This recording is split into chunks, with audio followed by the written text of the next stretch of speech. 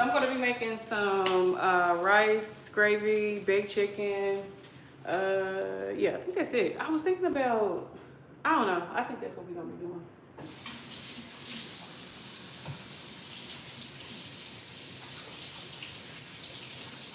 Oh, do I got to get oil? Oh, no. Okay, I got to get oil. So I'm going to use a little oil because I'm going to start off by frying my rice. I'm not rinsing.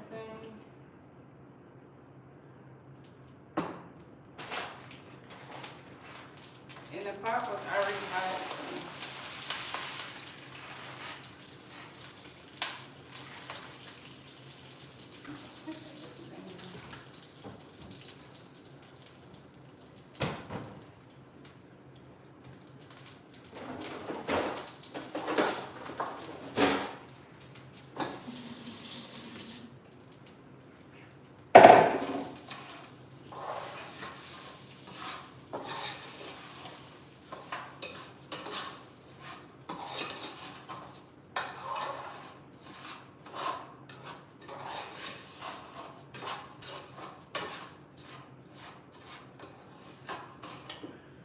Whew. Hello, hello, hello.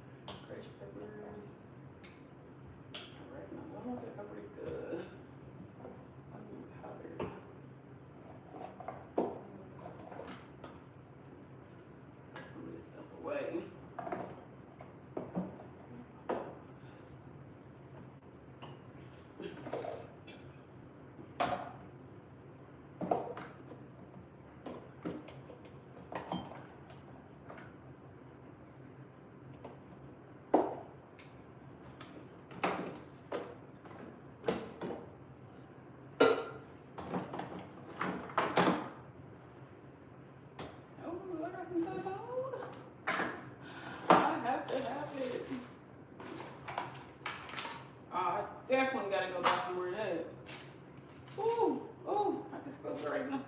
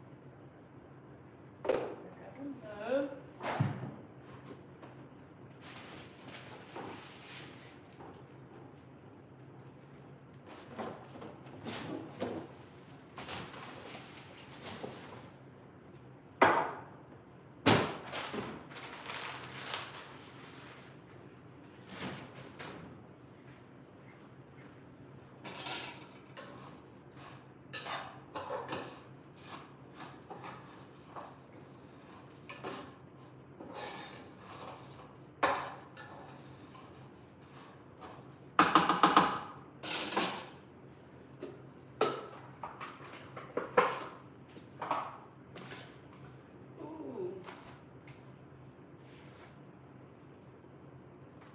Okay, I just think that was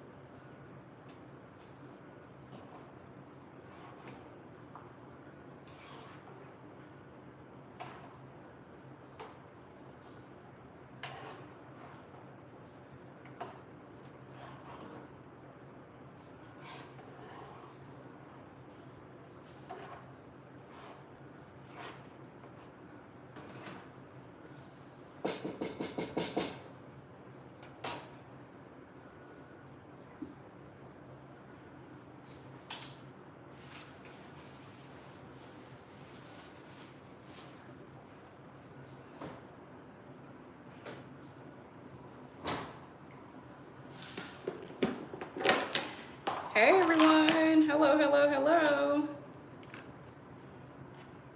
So we went to church today. Came home from church and started cooking dinner. So we're gonna have baked chicken and it's supposed to be like Mexican style rice. I learned this recipe and I just been sticking with it because like everybody in the house be requesting it. So whenever I make rice, I just make that.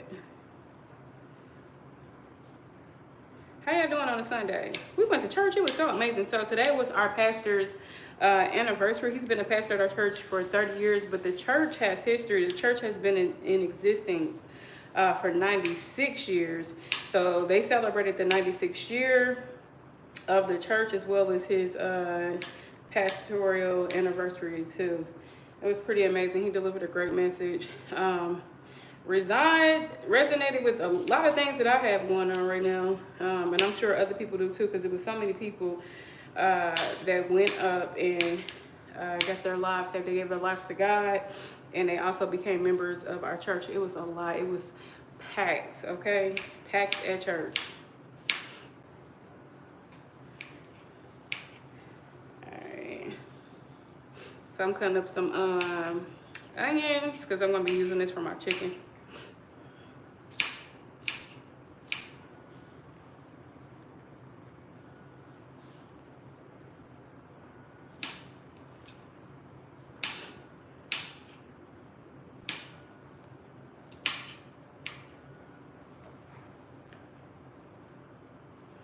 Put a little bit of jalapeno pepper.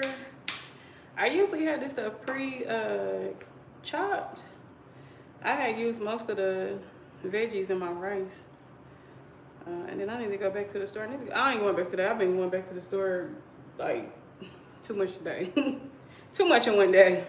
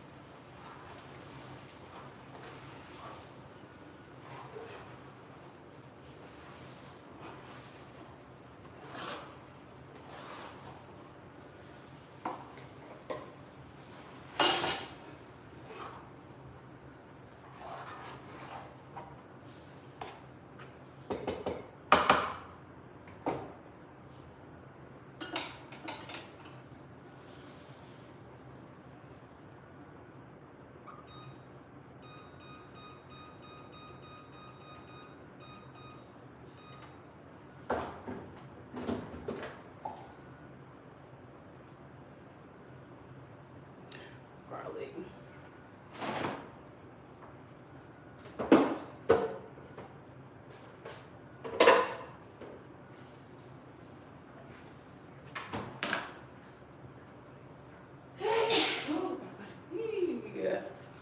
God bless me.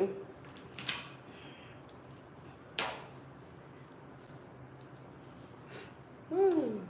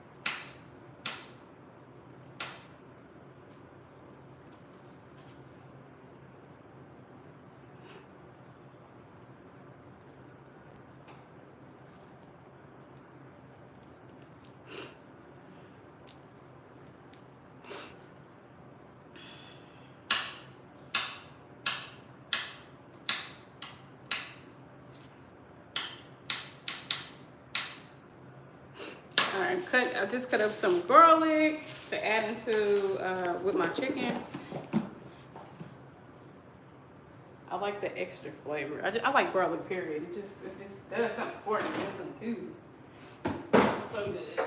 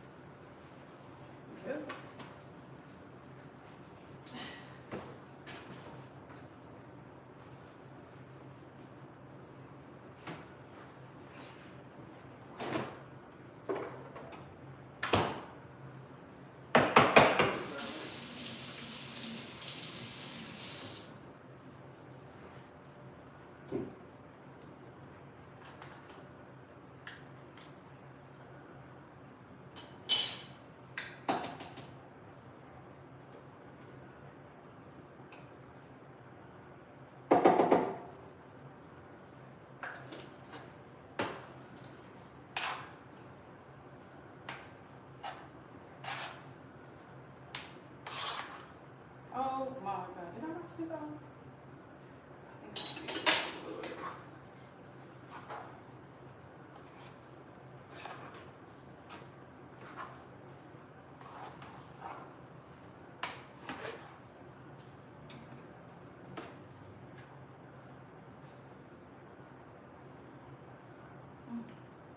Mm-hmm. Oh yes. That works good. Why don't say so myself?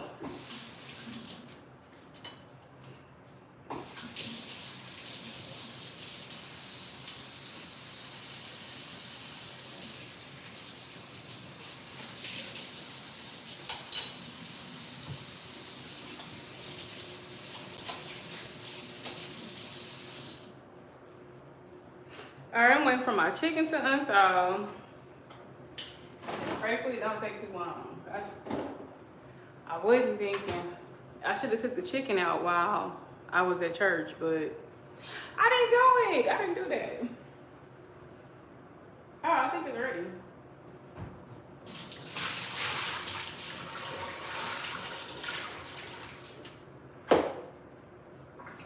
I need some kitchen scissors.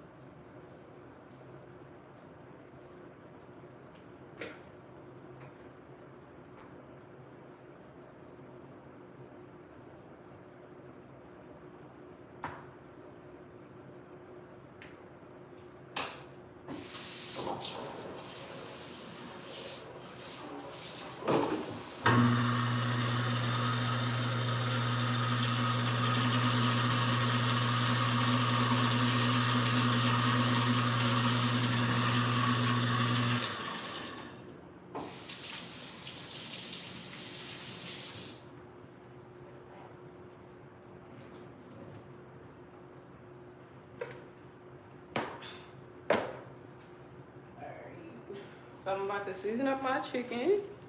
Putting a whole lot of onion powder.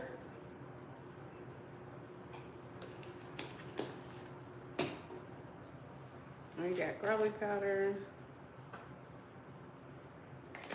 Remember, if you ain't sneezing, it ain't seasoned. We're gonna put a lot of cayenne pepper. Do I wanna take this off? Look like it's spicy. Paprika.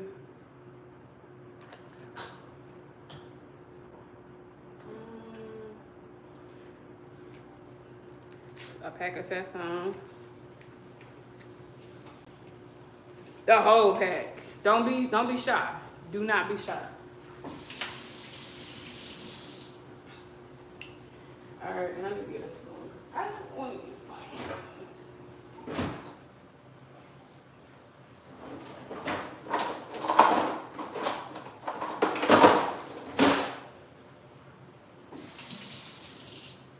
I feel like I want to add something else.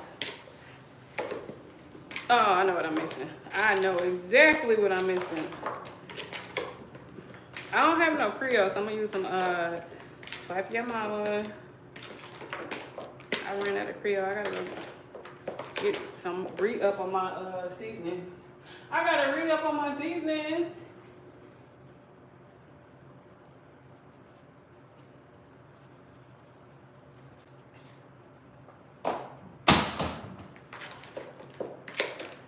I'm gonna add a little oil.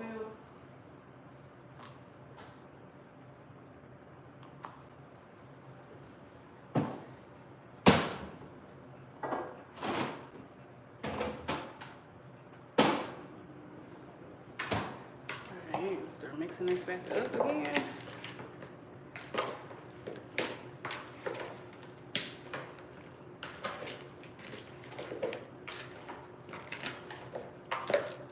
And if your meat don't look like that, you ain't got enough seasoning on it. It should be looking like this, okay? Heavily cooked that John. Okay?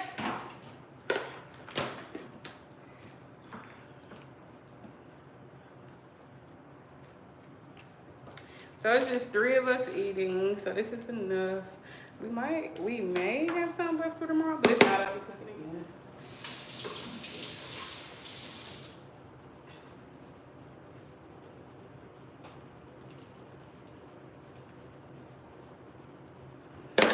Alright. Put a little bit more water at the base.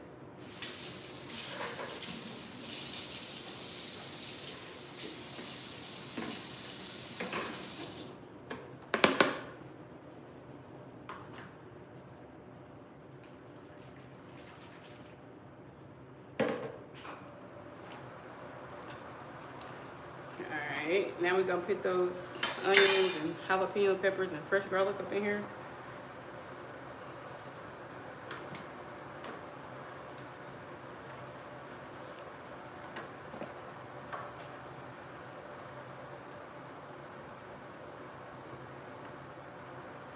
Just like that. What? Alright. So now I'm gonna add it again.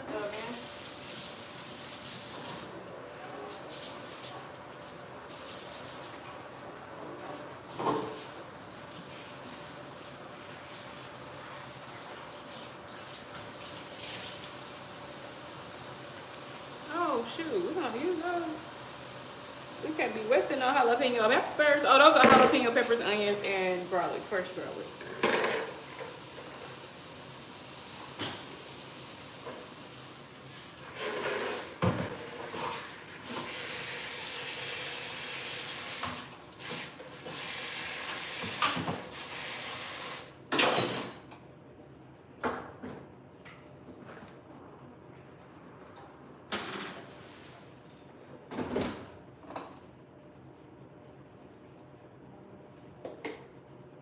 I want to keep this rice on low heat.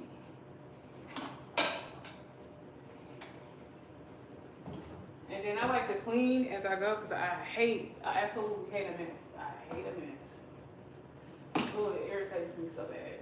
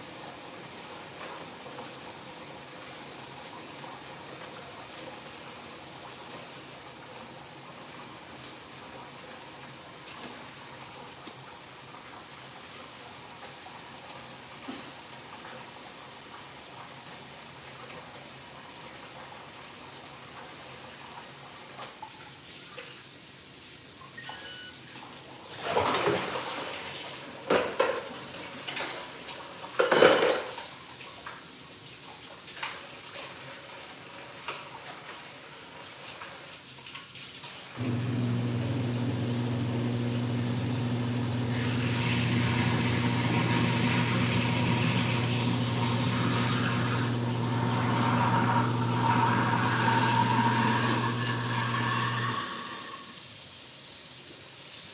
right, I'm about to finish. If I can get y'all over here,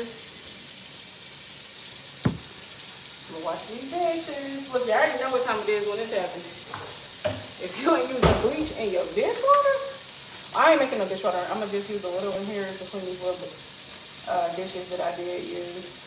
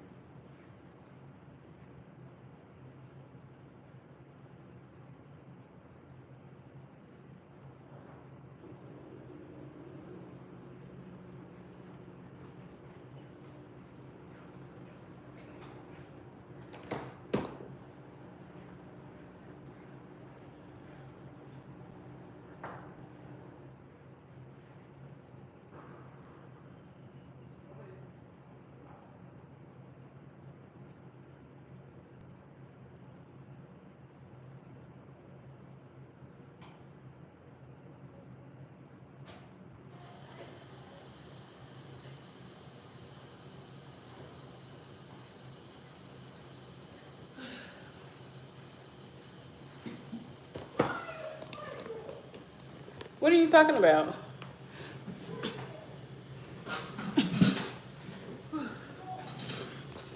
All right, so I got content to edit, y'all, and I cannot edit on my phone because I don't have CapCut, and CapCut is not available on the Apple Store right now because of the TikTok ban.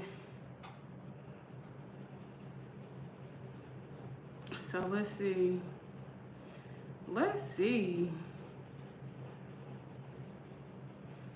So I have to use CapCut on my iPad. And my screen is cracked. But we're doing the best we can. We're doing the best we can. Oh dang, my videos from church ain't on here. Let's see.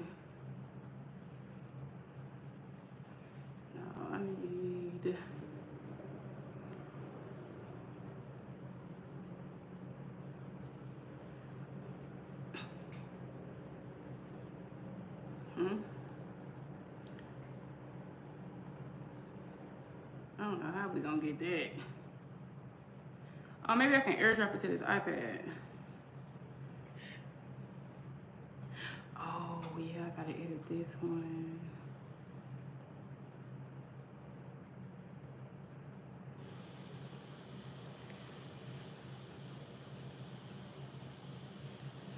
I gotta edit this one.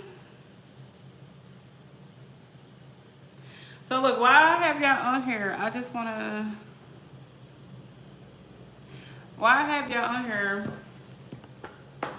No, TikTok. Okay, so if you had the app downloaded on your phone, then yeah, you would be able to access TikTok. And if you still had CapCut downloaded on your phone, you're able to access that as well as Lemonade. I deleted CapCut because I was irritated. I'm like, okay, it's banned. I'm not gonna be able to use it.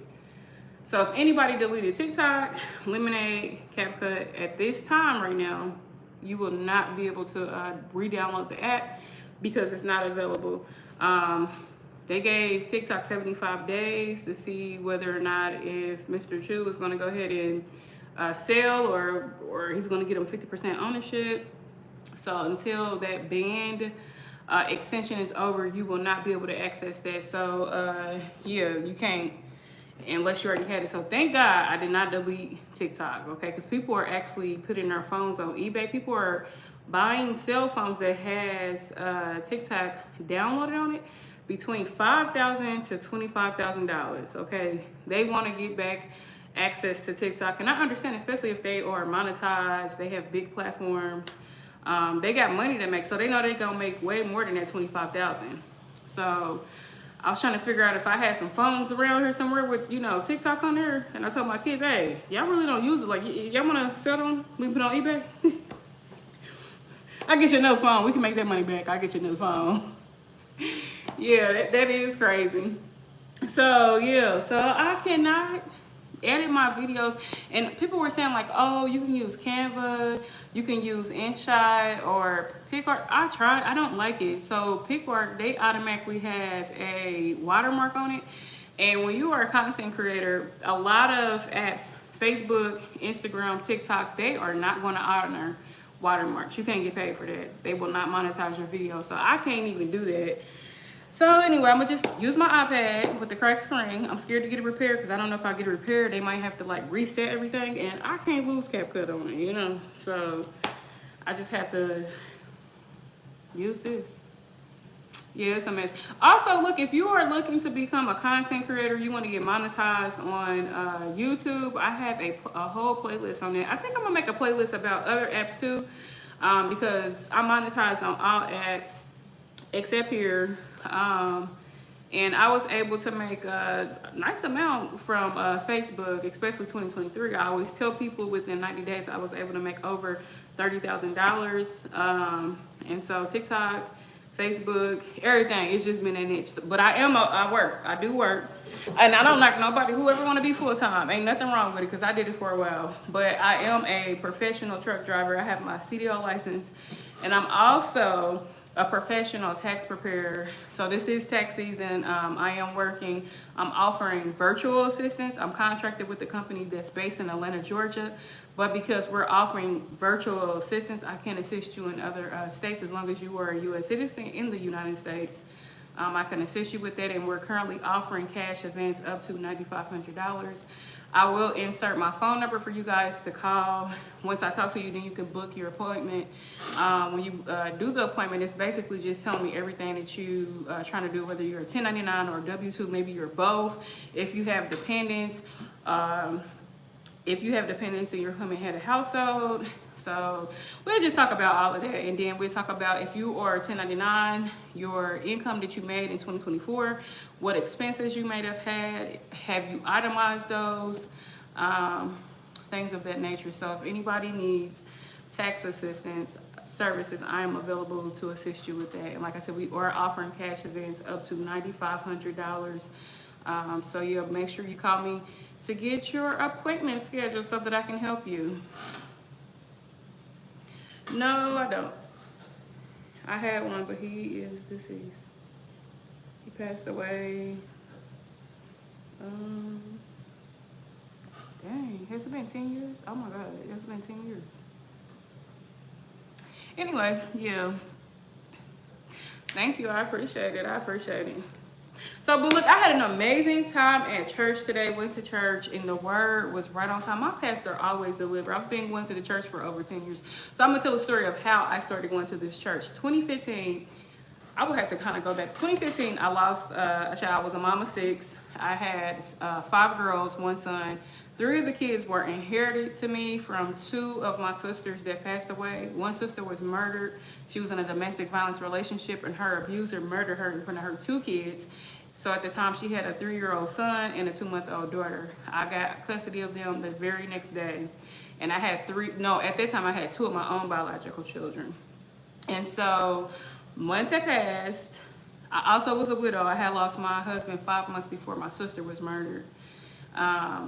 So months passed.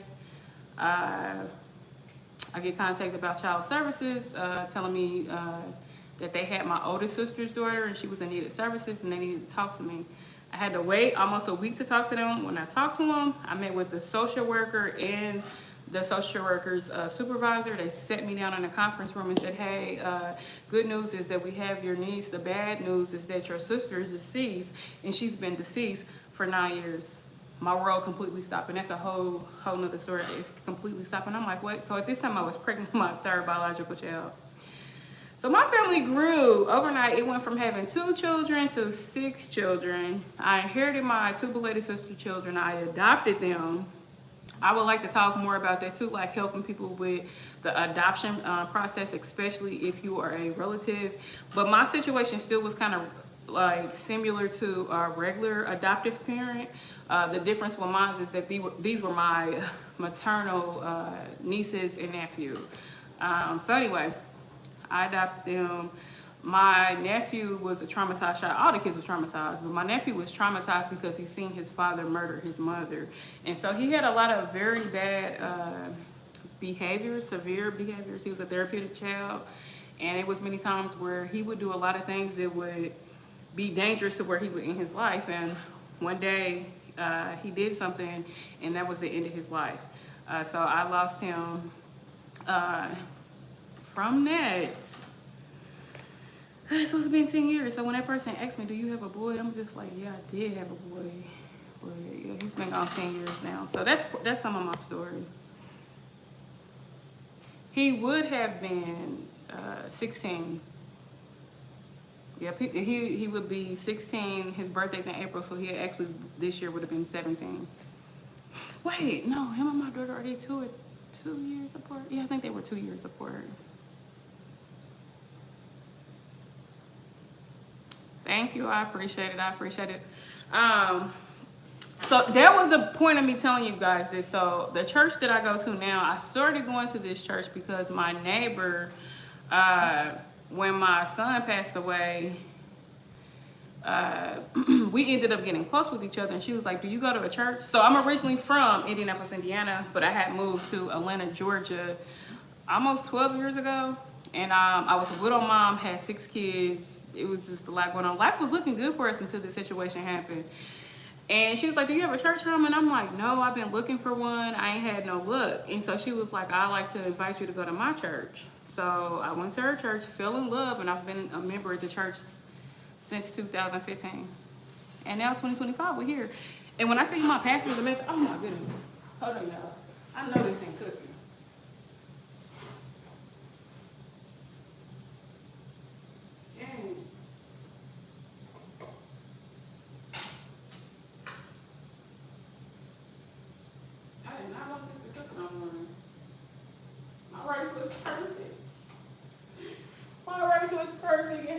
It's not bad now though, but I had put it on low just to keep it like warm because we gotta wait for our chicken to get done.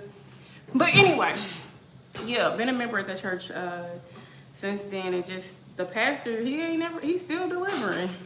He's still delivering.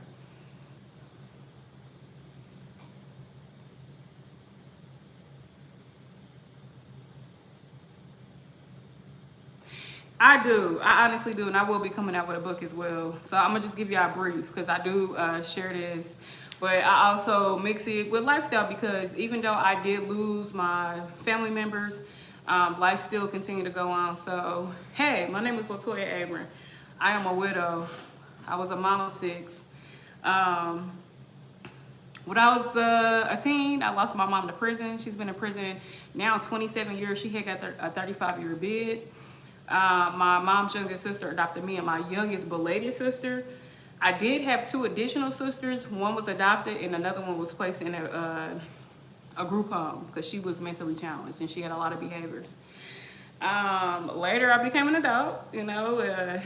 I always was like a hustler. I believed in working, having side hustles, doing hair, cutting grass, shoveling yards when snow came. That was me. Put my cousins on. We doing this as a family to get money. So as I got older, got out on my own, became a home health aide. I was working at a group home with mentally challenged individuals. And I used to get them ready in the morning, get them dressed, feed them breakfast. I would cook. It would be somebody else. We would like switch off. So one day I would come in, maybe I'm cooking breakfast. The next day, we come in the next day, the guy that was working with me, he would get everybody dressed. So we just rotated it. And so he got off at a certain time. He was just there for breakfast. So they all had like a adult daycare that they would go to do like recreational stuff. So I would load them in a 16 passenger van. And I would drive them. This is crazy. I'm talking to y'all about this. And at the time I was 19 years old. So I had this job at 19. And I stayed with the company for a while. I liked my residents. They had grew to my heart. Each one had different disabilities. And I just made sure that I took care of them and did properly, by them. So then later, eventually, I ended up meeting a guy. I get pregnant. I'm still working there. I worked there until even after I had my daughter. And then later, we would eventually have 2 kids. Okay, and so our relationship was toxic. We were young. He was young. He was in the streets. He was with the women. He was messing with everybody. He was laying everybody down. To this day, he still do the same thing. To this day, this man still do the same thing, but I had left him. So when I was pregnant with my second daughter, we weren't even together no more. I was like, I need a pastor. So I said, I need a pastor. Lord bless me with a pastor. And that's what he did. I should have been more specific, but he did bless me with a pastor. In the beginning, it was looking really great. We got married. We got married within a year of knowing each other after dating for a year because he was a pastor. We got married and he had a previous marriage before he met me, so he had 3 kids with that woman. So we had like a blended family. We tried to. About 2 years later, he passed away. So I became a widow. I'll tell more about that story later. I became a widow, and at the time, I just had my 2 youngest daughters. So 5 months later, my youngest sister was murdered. I kind of already had shared that story. She was murdered by her abuser. She was in a domestic violence relationship. And I immediately got the kids the next day. And the grieving process was just crazy. So I lost my husband. I lost my sister. Now I have all these kids. And I'm in my 20s, maintaining all this. A few months after that, I was reunited with my second oldest, my biological second oldest sister. She's my maternal sister. She was adopted when we were kids, and I hadn't seen her in 21 years. And so a friend of the family ended up finding my sister on Facebook back in 2011. And we found out she lived in Chicago, but she had grew up in Gary, Indiana. She was adopted by a family there. Now I knew this growing up as a kid, like she was, adopted by a family in Gary, and I knew her name, I knew her birthday, because I remember seeing her as a kid, and I just like when her birthday came, dang, what is my sister doing? I wonder what my sister doing. Or if I meet somebody that had her name, I'd be like, oh, I got a sister named that, but they'd be like, oh yeah, but I ain't never seen her. I'm like, oh yeah, but she's adopted. And they'd be like, oh, that's messed up. So anyway, we reunited. I went to Chicago. My dad is from Chicago. I have a lot of family in Chicago. So I told my dad, like, hey, we found my sister. I'm going to be meeting up with her. Now, my dad was not her dad, but when she was a kid, he did help raise her when he was with my mom. So he was excited about seeing her, meeting her as well. So we met. And so it was beautiful, that meeting, but it changed, the things changed real quick. When you pray to God, you gotta make sure you are praying with intent. Like, be direct, be firm on what it is that you want, and make sure you don't miss anything. Because if you don't pray right, you could possibly miss something. He'll give you what you want, but if you miss one little thing, he gonna be like, well, you didn't ask me for that. This is what you asked for. So anyway, I'm gonna just say we reunited, and then she asked about our older sister, like, hey, where's our older sister? And I'm like, I don't know. I'm like, the family been trying to get in contact with her. We haven't had no success. I was like, the last time our grandmother tried to contact her, she said she didn't want no contact. And so after we talked about that, that's when I got a call from Child Services asking me, did I want to get custody of my sister's daughter. She had a daughter now. Now, I knew that my daughter, I knew that my sister had a child. We have a daughter the same age, so I knew that, but I never got to meet her. And so I go to Child Services, they sit me down, and it was like my world stopped because I lost my younger sister to murder. She was murdered, and 5 months before that, my husband passed away. And I'm just like, okay, so when they tell me like, oh, we have your niece, but the bad news is that your sister's deceased and she's been deceased 9 years. My world was like, it was like Matrix, like it was just like, I'm sitting there like, they're like, are you okay? And I'm like, hold on. I was like, what y'all mean my sister deceased and she been deceased for 9 years? Why y'all just now contacting me? And they was like, we just got the case. And they were like, the people who have her illegally have her. And so I asked her, hey, my sister was dating this guy. Would one of the person's name be such and such? And they was like, yeah, how do you know? And I was like, well, my sister used to date him. And so they was like, yeah, we have to move fast because this is like an emergency situation. We have to get her out of it. So they did that, got my niece. She had been exposed to so much. They had abused her mentally, physically, in other ways they should not have abused her. And I asked, and they was like, I was like, is anything wrong with her? Because my sister, she was mentally challenged. So I'm like, is anything wrong with her? Is she mentally delayed? Anything? They was like, looking at her, no. But they was like, she does have a speech impediment. And the reason why is because that family that had her, they never put her in school. They were basically hiding my niece. So my sister's then boyfriend knew he was not the father of my niece. And him and his family had hid her away from our family. They even had a funeral for my sister and got her body cremated. We don't have her remains. We don't know where her remains are at. But anyway, so yeah, I got her, and it was just like, when I seen her, I'm like, oh my gosh, she looked at exactly like my sister, and the baby was so confused. She was like, hi, I'm such and such. Who are you? And I'm like, I'm your auntie. And she was like, my mama is such and such. And I said, no. I said, that's not my sister. And she's like, well, how are you my auntie? And I said, your real mother. And I pulled out a picture. I said, this is your real mother. This is my sister. You look exactly like her. I said, that's how I'm your auntie. And she was like, wait, huh? So the boyfriend had raised her thinking that he was her brother, and that his mother was her mother and his grandmother was her grandmother. And each one of them did terrible things to her. But I got her, and immediately put her in school.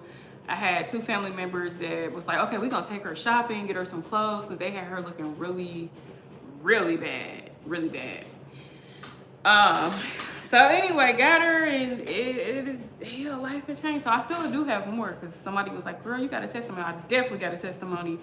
So after like going through the process, so when I first got them, I had to be their foster parent. So I had to take foster parent classes. I had to get my CPR license. What else? I had to get like hours to be a foster parent. Like I had to make sure I had beds for them, enough room. And thankfully we did have like a 4-bedroom townhouse. So I was able to get each child their own bed, furniture and everything within our home. And now keep in mind, I'm still a grieving widow through all of this, right? So, and I'm young, I'm in my 20s, young girl in my 20s. And just navigating through it, being the backbone of the family, because my mom can't help. She's in prison. She got a 35-year bid. And then family would help, where they could help it. But when my dad found out what was going on, he moved from Chicago to come help me for a little bit because he was like, this too much, baby. He's like, you done lost, so many loved ones. You ain't really got no help. He's like, the least I can do is help. Because my dad really wasn't in my life a whole lot. It was a period of time where I didn't see my dad for a while. And I'll talk about that story another time. I didn't see him for a while, for some years, over a decade. And the reason why I didn't see him is because he was incarcerated, just like my mom. I was trying to reach out to family in Chicago, and I couldn't get a hold of anybody. I couldn't get a hold of nobody. So anyway, he came and helped. And I had a cousin that moved from our hometown to Atlanta, Georgia.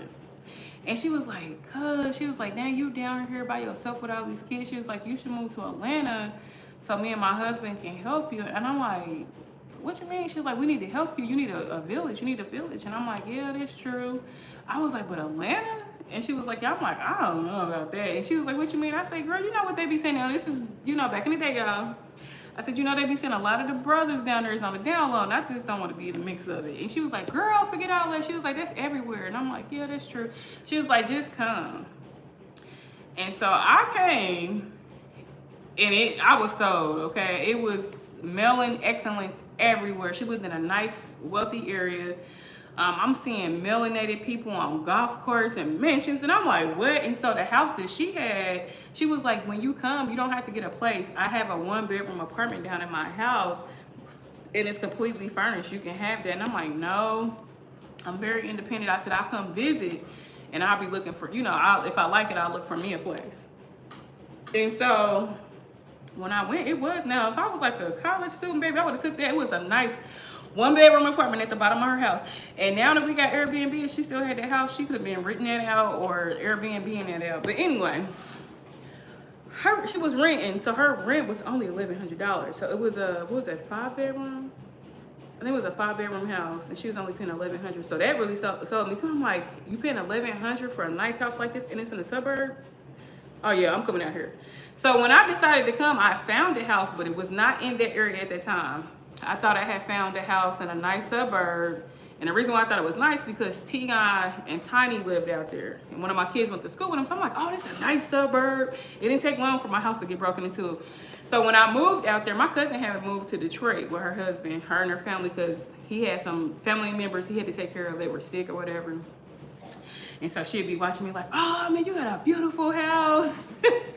I want to leave Detroit, man, this little bitty house. And it's cold out here. It's like, they got snow. It's actually colder. And I'm just like, dang, that's messed up. So anyway, after my house got broken in, I moved to the side of town where she was living at. And so when I moved out here, I ended up getting me a really nice house. It was $1,100 for a bedroom. It was beautiful in a nice suburb. Clubhouse outlet. So life was looking good for us. We doing good. I'm getting out. I'm doing things. I'm networking with people. I'm meeting celebs. I'm connecting with them. I'm getting into the acting, modeling type stuff. I was out here doing my thing, right? I'm in my 20s. Was I in my 20s by then? No, I'm in my was I in my late 20s? I was like my early 30s. That's what it was. I was in my early 30s. And so, unfortunately, after us being here for a couple years, that's when I ended up losing my youngest son. Life went for a whirlwind. That heavily impacted everybody in my family. So my dad was like, hey, it's time for you to come move to Chicago where I can help you. And I'm like, I don't want to live in Chicago.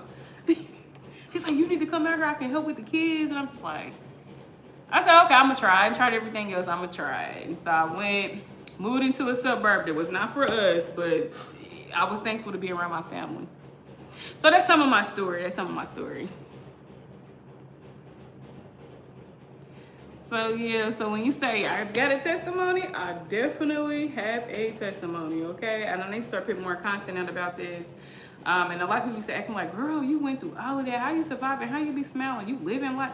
And I'm just like, me crying is not gonna bring anybody back. Me being depressed, I can afford to be depressed because I have 6 kids. At that time I had 6. I have 6 kids. So I can't afford to be depressed. I can't afford to be just like, going through things because these kids need me. They're dependent on me.